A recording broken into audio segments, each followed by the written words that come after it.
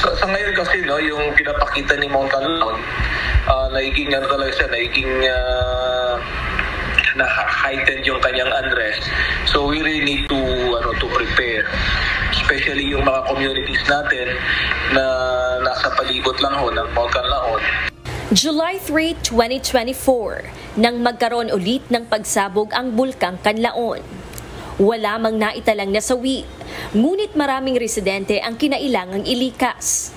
Halos 2 buwan ang nakalipas. Pinangangambahan ngayon ng marami ang posibleng muling pagsabog nito. Sa pinakabagong ulat ng DOST PHIVOLCS, 337 volcanic earthquakes na ang naitala at 9,985 na tonelada ng asupre ang ibinuga ng bulkan. Sa ngayon kasi mas dumami yung yung kanyang volcanic tectonic earthquake. So umabot na siya ng 300 plus at saka mas malaking tonelada ang kanyang ibinugang sulfur dioxide. Halos umabot na siya ng 10,000. Alerto lang tayo yung especially itong number of volcanic related earthquakes. Dahil ang ni PHIVOLCS dito patuloy yung it indicates ng crashing of stones doon sa underground. So mayroong movement talaga ng magma.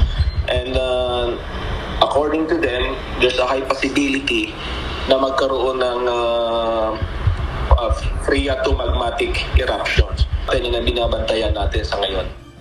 Bunsod nito, tinitingnan ngayon ng Office of the Civil Defense Region 6 na i-deploy ang Regional Incident Management Team at Emergency Operations Center para sa koordinasyon ng lahat ng ginawang hakbang ng bawat apektadong lungsod. Sa ngayon ay mayroon ng kani-kaniyang incident management team ang bawat apektadong lungsod. We will be in charge ng overall response efforts.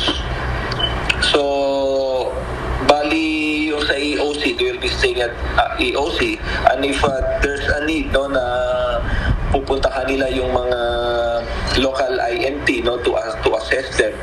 Kasi yung making natin diyan is alamin natin yung not only the evacuation proper itself, but kung ano yung mga resources na kakailanganin ng mga natin evacuees natin.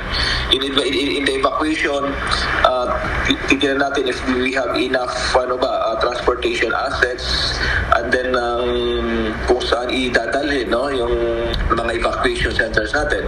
In this case, kung talaga mag-worse yung situation, then we will be transferring all our evacuees, yung mga IDPs natin, internal displaced communities natin, sa Panaan, doon natin sila ilalagay. So we will be needing a lot of transportation assets. Ayon kay OCD6 Director Raul Fernandez, alam na ng mga lokal na pamahalaan ang dapat gawin. Lalo't kamakailan ay nagkaroon sila ng tabletop exercise sa Negros Occidental at iba pang ahensya sa magiging senaryo sakaling itaas sa alert level 3 o 4 ang bulkan. Kaya alam na nila ang dapat gawin. Sa ngayon, inaalam na ng OCD6 ang mga local government unit na direktang apektado ng sunod-sunod na aktibidad ng bulkan at kung gaano kalawak ang epekto nito sa kanilang lugar. Sa ulat ng DOST PHIVOLCS kahapon, ilang barangay sa Bagos City, La Carlota City at Canlaon City ang mayroong presensya ng sulfuric odor.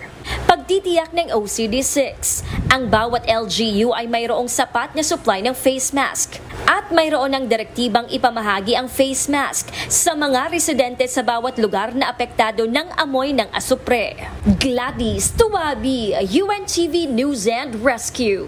Diyos ang aming sandigan, serbisyo publiko ang aming pinahahalagahan.